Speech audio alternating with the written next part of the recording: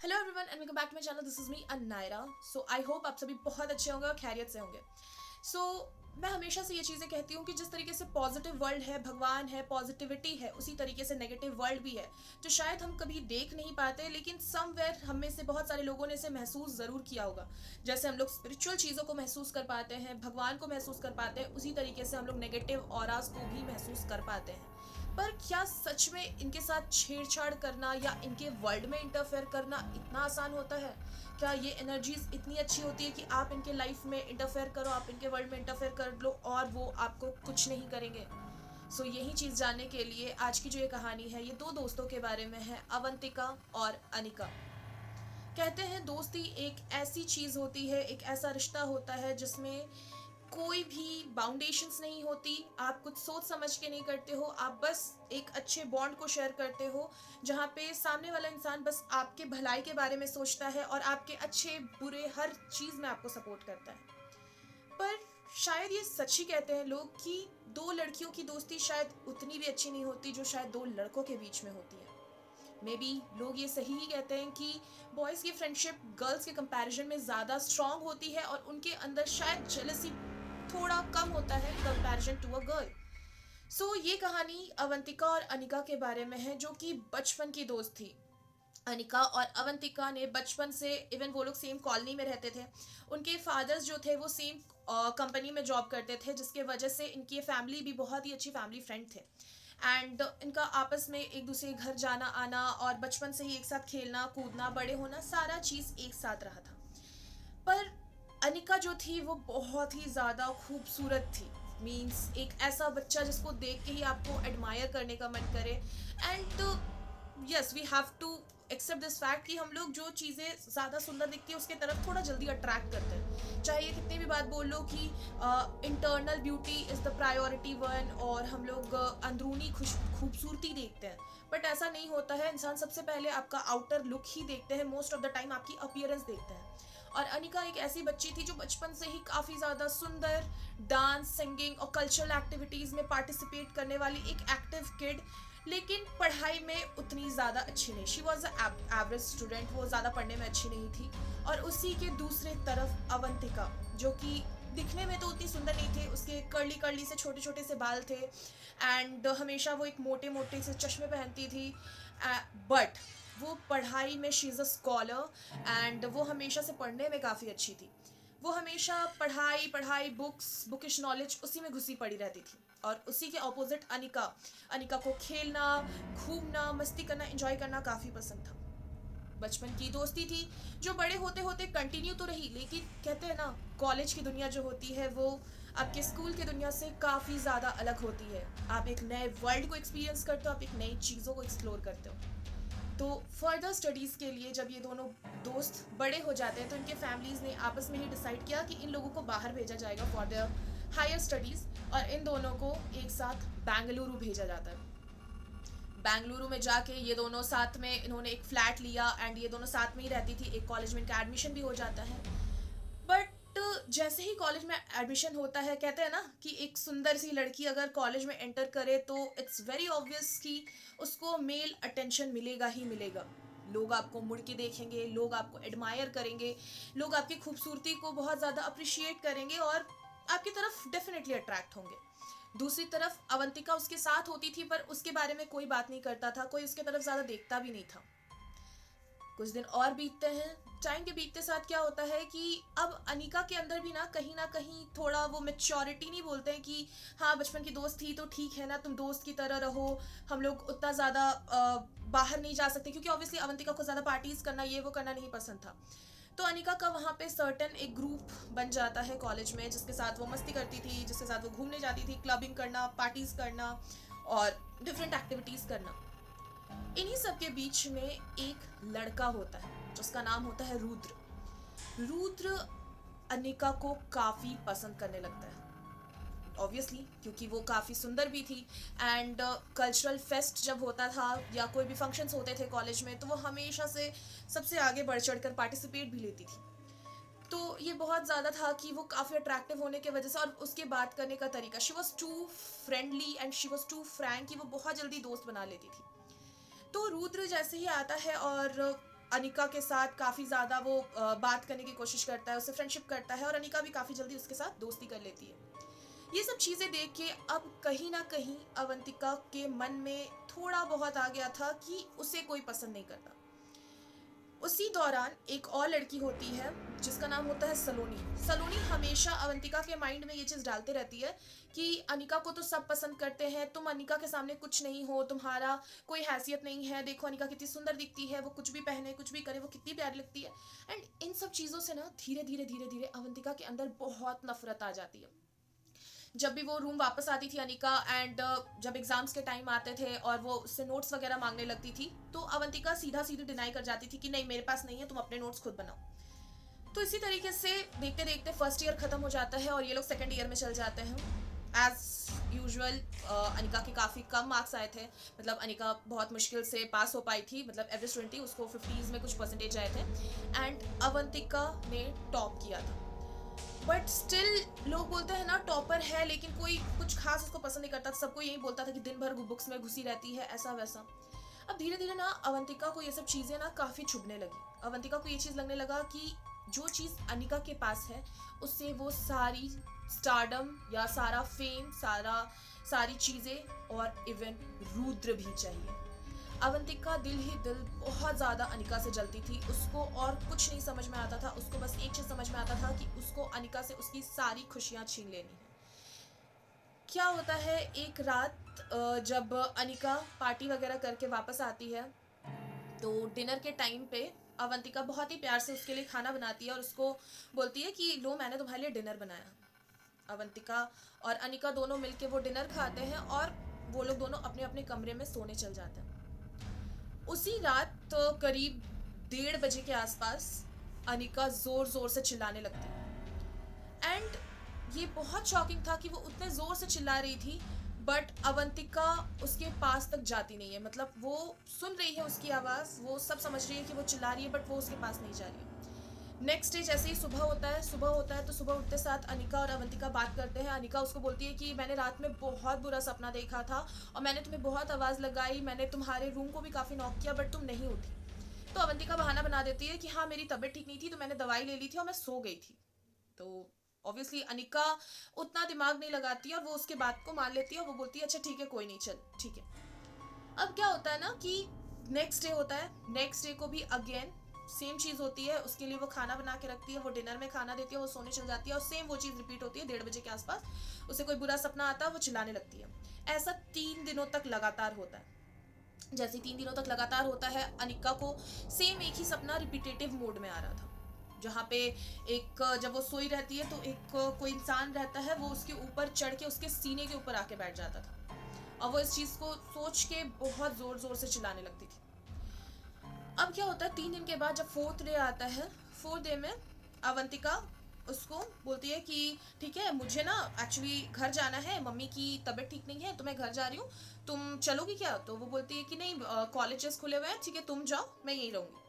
तो अवंतिका घर वापस आ जाती है और अनिका अकेले होती है रूम पे। ये करीब बात है जब रात के 10:30 बज गए थे। वो बैठ के मूवीज़ वगैरह थोड़ा देखती है, थोड़ा कोल्ड ड्रिंक वगैरह पीती है एंड कुछ कुछ उसने मैगी वगैरह बनाया था वो खाती वाती है एंड ना वो सोने के लिए जाती है। जैसे ही वो सोने के लिए जाती है ना, उसको हर टाइम ऐसा लग रहा था ना जैसे रूम पे कोई है।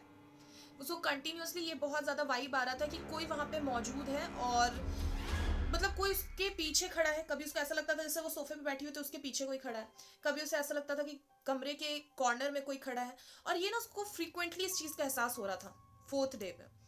अब वो फिर भी वो अपने दिमाग को शांत करती है, वो बोलती है कुछ नहीं मेरा वहम होगा और वो सोने चल जाती है कि ठीक है सो जाती हूँ। वो अपने फ़ोन को लेके जाती है और फिर फ़ोन पे ऐसे ही थोड़ा बहुत वीडियोज़ वगैरह देखते हुए वो सोने चली जाती है। अब क्या होता है ना इतने ही देर पे जब वो सो रही होती है उसके रूम पे बहुत जोर से नॉक करने की आवाज आती है, मतलब ऐसे कि जैसे कोई दरवाजा तोड़ देगा। तो वो बहुत डर जाती है और वो उठती है और उठ के जाती है चेक करने के लिए बट वो रूम नहीं खोलती है।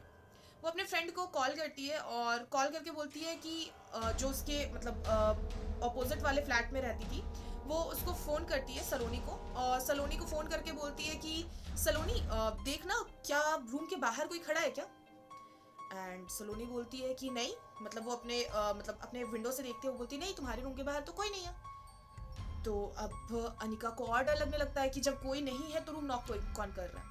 तो उसको लगता है फिर भी कि वहाँ पे आसपास कोई बच्चे बच्चे होंगे जो ऐसे नॉक करके बदमाशी कर रहे होंगे रात में, तो वो सोने चल जाती है। ये करीब रात को 12:30 बजे की बात है। जब वो सो रही होती है, अगेन रात को 1:30 बजता है और 1:30 बजते ही उसको लिटरली ऐसा फील होता है कि उसके चेस्ट के ऊपर एक स्पिरिट जो है वो आके ऐसे उसके ऊपर चढ़ी हुई है। एंड वो ना हिल पा रही है, ना कुछ बोल पा रही है, ना अब ना वो चिल्ला पा रही है। वो जैसे तैसे अपने बॉडी को थोड़ा हिलाती है और उसका नींद टूटता है। उसको एहसास होता है कि वो सपना देख रही थी। तो वो उठती है, उठ के पानी पीती है और पानी पी के जब वापस सोने आती है तो वो देखती है कि रूम के कॉर्नर पे एक इंसान जो है वो खड़ा है। अब उससे लिटरली उस लेडी से बहुत ज़्यादा डर लगने लगता है कि ये कौन है, ये स्पिरिट जो है ये कौन है। अब वो बहुत ज़ोर ज़ोर से चिल्लाने लगती है और चिल्ला के वो दौड़ते हुए सलोनी के रूम पे जाती है और सलोनी को नॉक करके उठाती है और सलोनी को वो सारी बातें बताती है कि मेरे को ना ऐसे ऐसे दिख रहा है। सलोनी बोलती है तुम ज़्यादा टेंशन मत लो, कुछ नहीं है, ऐसे नॉर्मली होता है, हो सकता है तुम अकेले हो, तुम कभी अकेले नहीं रहती हो, तो मे भी उस वजह से तुम एक काम करो, मेरे साथ यहीं पे मेरे रूम पे मेरे फ्लैट पर सो जाओ। तो अनिका वही करती है, अनिका उसके साथ सो जाती है और उस दिन और कुछ नहीं होता है। नेक्स्ट डे वो कॉलेज जाती है। अब क्या होने लगा था ना, जब 4 दिन ऐसे हो चुका था, अब ना अनिका काफ़ी शांत रहने लगी थी। जो लड़की बहुत ज़्यादा खुश रहती थी, गुस्से साथ सबसे बात करती थी, बहुत हंसी मजाक करती थी, अब वो इंसान किसी से बात नहीं कर रही है, कोई इंटरेक्शन नहीं हो रहा है। वो इवन रुद्र को भी इग्नोर कर रही है, उसको किसी भी चीज़ में मन नहीं लग रहा। वो अकेले बस कॉलेज में भी अकेले चुपचाप से शांति से बैठे हुए रहती थी। तो रुद्र भी आके उससे बात करने की कोशिश करता है, बट वो रुद्र से भी बात नहीं करती है। तो रुद्र उसको बोलता है कि अगर तुमको ऐसा लग रहा है कि तुम अकेले हो तो तुम don't worry, I am with you. तुम अवंतिका भी अभी तुम्हारे यहाँ नहीं है, तो अगर तुम चाहो तो मैं तुम्हारे साथ तुम्हारे फ्लैट पे रह सकता हूँ, तो तुमको भी सिक्योर फील होगा। तो अनिका बोलती है कि नहीं नहीं, तुम टेंशन मत लो, मैं अकेले ही ठीक हूँ, मैं अकेले रह लूँगी। अब क्या होता है नेक्स्ट 5th डे पे, डे 5 पे क्या होता है कि जब वो वापस आती है रूम पे अपना खाना वाना बना के, अब कहीं ना उसको एहसास हो गया था कि रात में ये सब चीज़ें हो रही हैं। तो वो क्या सोचती है कि जल्दी जल्दी खाना खा लेती हूँ, मैं सोने चल जाऊँगी। तो वो जैसे ही सोने जाती है, वो खाना वाना खा के टीवी भी ऑफ करके सोने चल जाती है। अचानक से हॉल में ऐसा एहसास होता है कि किसी ने टीवी ऑन कर दिया। वो उठ के जाती है और देखती है कि टीवी अपने आप से ऑन हो गया है, बट उसने नहीं ऑन किया। ठीक है, तो जैसे ही वो इस चीज़ देखती है तो वो बहुत डर जाती है और फिर वो वापस आती है रूम में, और जैसे रूम में आती है, रूम में बैठती है, उसे ऐसा लगता है कि किसी ने बेड के नीचे से उसके पैर को ऐसे पकड़ लिया। एंड वो जल्दी से अपने पैर को ऊपर करती है और वो लिटरली वो इतना डर चुकी थी इस टाइम तक कि उसको लिटरली फीवर आ चुका था। मतलब उसका पूरा बॉडी अब तप रहा था। अगेन वो जैसे तैसे अपने आप को कवर करती है ब्लैंकेट में और वो सोने की कोशिश करती है। अगेन सेम चीज़, रात को 1:30 बजे वही चीज़ें होती है। उसको एक लेडी की स्पिरिट जो है वो वहाँ पे छज्जे पे बैठी हुई दिखती है। अब वो बहुत ज़्यादा डर चुकी थी और वो लिटरली रोने चिल्लाने लगती है और दौड़ के वो सलोनी के पास जाती है। सलोनी को भी ये सब चीज़ें बहुत स्ट्रेंज लगती है कि ऐसा कैसे हो सकता है कि उसको ऐसी चीज़ें बार बार दिख रही है। बट वो उसकी हालत भी देखती है, सलोनी उसकी हालत भी देखती है कि अनिका का लिटरली बॉडी पूरा तप रहा था फीवर से। तो वो सोचती है कि नहीं, ये अब बहुत ज़्यादा हो रहा है, इसको डॉक्टर के पास ले जाना पड़ेगा। वो उसको डॉक्टर के पास नेक्स्ट डे मॉर्निंग होते ही उसको डॉक्टर के पास ले जाती है, बट उसका फीवर ही कम नहीं हो रहा है। मतलब उसको लिटरली इंजेक्शंस पड़ रहे हैं, उसको स्लाइन चढ़ा हुआ है, उसको एडमिट किया गया है, बट उसका फीवर कम नहीं हो रहा है और वो लिटरली शिवर कर रही है। मतलब उसकी पूरी बॉडी कांप रही है। एंड वो कंटिन्यूअसली ना हॉस्पिटल में भी जो चीज़ें उसको अब रात में दिख रही थी, अब वो उसको 6th डे पे दिन में भी दिख रही है कि कोई लेडी है, कोई लेडी वहाँ पे उसके पास खड़ी है, कभी उसके सर के पास खड़ी है, कभी रूम के कॉर्नर में बैठी हुई है, कभी कहीं पंखे पे बैठी हुई है। एंड उसको ये सब चीज़ें ना वो कंटिन्यूअसली दिख रही है। अब वो बहुत ज़्यादा डर चुकी थी और इस मोमेंट में सलोनी को भी एहसास होता है कि कुछ ना कुछ ज़रूर है। तो वो बिना ज़्यादा देर किए वो तुरंत से अनिका के मम्मी पापा को फ़ोन करके बुलाती है। तो अनिका के मम्मी पापा ऑब्वियसली उसी दिन तुरंत से पहुंचते हैं उसके पास, और जैसे ही आते हैं वो अपनी बेटी की हालत देखते हैं तो वो बहुत ज़्यादा डर जाते हैं। एंड साथ में अवंतिका भी आई थी और अवंतिका के मॉम डैड भी आए थे, क्योंकि ऑब्वियसली अनिका और अवंतिका के फैमिली में इतना अच्छा रिलेशन था कि वो लोग दोनों ही एक दूसरे को, मतलब दोनों बेटियों को अपनी ही बेटी समझते थे। तो वो लोग भी आता, वो इस हालत को देख के बहुत ज़्यादा वरीड हो जाते हैं, क्योंकि लिटरली अनिका किसके पास अगर कोई बैठ भी रहा था ना, मतलब उसकी मॉम भी बैठ रही थी, तो वो इतना डर जा रही थी कि वो लिटरली अपनी मम्मी से भी डर के एकदम कॉर्नर में बैठ जाती थी, एकदम सिकुड़ के अपने मतलब बेड के कॉर्नर में बैठ जा रही है हॉस्पिटल में। मतलब वो लिटरली हर चीज़ से डर रही है। तो अवंतिका को इस टाइम पे बहुत बुरा लगने लगता है। अवंतिका को गिल्ट फील होता है और वो इस गिल्ट में वो सारी चीज़ें बताती है कि आई एम सॉरी आंटी, ये चीज़ मैंने किया। अब अनिका की मम्मी को ये लग रहा है कि वो इसलिए सॉरी बोल रही है कि वो उसको अकेले छोड़ के चली गई, इस वजह से उसकी तबीयत खराब हो गई। तो तो बोलती है नहीं बेटा, तुम सॉरी क्यों बोल रही हो, तुम सॉरी मत बोलो, ये सब चीज़ें नॉर्मल है, और ये मतलब इसकी तबीयत इतनी ख़राब होगी, हम लोग अच्छे डॉक्टर को दिखाएंगे। तो बोलती है नहीं आंटी, डॉक्टर को दिखा के कुछ नहीं होगा, हमें इसे पंडित जी को दिखाना पड़ेगा। बोलती है क्या कहना चाह रही हो तुम? तो वो सारी चीज़ें बताती है कि सॉरी आंटी, सॉरी अंकल, मैंने जेलसी में आके, क्योंकि सारे लोग बस अनिका को पसंद करते थे, सारे लोग कॉलेज में दिन भर अनिका की बातें करते थे, इवन मेरे खुद के मम्मी पापा भी दिन भर मुझे अनिका से कंपेयर करते थे। मुझे इस सब चीज़ों से बहुत ज़्यादा इरिटेशन होता था, और मैंने इसी इरिटेशन में आके उससे उसके ऊपर काला जादू किया था। मैंने उसके खाने पे एक विभूति जैसा कुछ था, जो मतलब जो पाउडर उस तांत्रिक बाबा ने दिया था, एंड मैं उस बाबा की बातों में आ गई। उन्होंने जो पाउडर दिया था, मैं उसको खाने में 3 दिनों तक मिला के देती रही, एंड जिसके वजह से, और उसके बेड में भी नीचे मैंने कुछ टोटका रखा था, जिसके वजह से इससे ऐसी चीज़ें हो रही है। लिटरली अनिका की मम्मी जाती है, अवंतिका को मारती है, और इवन अवंतिका के मम्मी पापा बोलते हैं कि हमें तुमसे ये उम्मीद नहीं थी, तुम तो हमारी अच्छी बेटी थी ना, तुम तो इतनी समझदार थी, तुमने ऐसा कैसे किया। और अवंतिका इस टाइम पे बहुत रोने लगती है। फिर पंडित जी को बुलाया जाता है वहाँ पे। पंडित जी जैसे ही आते हैं वो समझ जाते हैं कि इसके ऊपर बहुत स्ट्रॉन्ग टोटका किया गया है। वो फिर सारा झाड़ फूक करते हैं, वहाँ से उसको ले जाया जाता है, फिर जहाँ पे उनका मतलब जो प्लेस रहता है वहाँ पे उनको उसको ले जाया जाता है, वहाँ पे उसको झाड़ फूक कराया जाता है, एंड उसको लिटरली ताबीज़ दी जाती है। पंडित जी ये बोलते हैं कि ये ताबीज़ जब तक इसके कमर में, उसके कमर में एक ताबीज़ बांधा जाता है, और वो उसको बोलते हैं जब तक उसके कमर में ये ताबीज़ है उसका कोई कुछ नहीं बिगाड़ सकता, अब उसको ये सब चीज़ें हॉन्ट नहीं करेगी। बट कहते हैं ना कि चीज़ें तो ठीक हो जाती हैं, आपका जलन या फिर आपका किया हुआ गलत कर्म वो ख़त्म तो हो जाता है। शायद पंडित जी के उस ताबीज़ की वजह से ये सब चीज़ें ठीक तो हो गई थी, बट इसका साइड इफ़ेक्ट ये हुआ था कि आज तक अनिका अकेले रहने, अकेले सोने या अकेले इवन बैठने से भी डरती है। इवन अगर कमरे में कोई नहीं है तो उससे लिटरली बहुत ज़्यादा डर लगता है। सो ये थी कहानी अनिका और अवंतिका की। अगर आप लोगों को ये कहानी अच्छी लगी हो तो प्लीज़ इस वीडियो को लाइक कीजिएगा, और जितना ज़्यादा हो सके शेयर कीजिएगा। और अगर आप लोगों के पास भी ऐसी कोई कहानियाँ हैं जो सच्ची घटना पे आधारित हो, या फिर कोई भी हॉरर वीडियो है, तो आप प्लीज़ मेरे साथ शेयर कीजिएगा। एंड अगर आप लोगों को ऐसे क्रीपी कंटेंट या फिर रियल हॉरर स्टोरीज़ या फिर कुछ स्पिरिचुअल वर्ल्ड से जुड़ी हुई स्टोरीज़ जानने में थोड़ी सी भी दिलचस्पी हो, तो प्लीज़ मेरे चैनल को सब्सक्राइब कीजिएगा। Thank you for watching this video guys.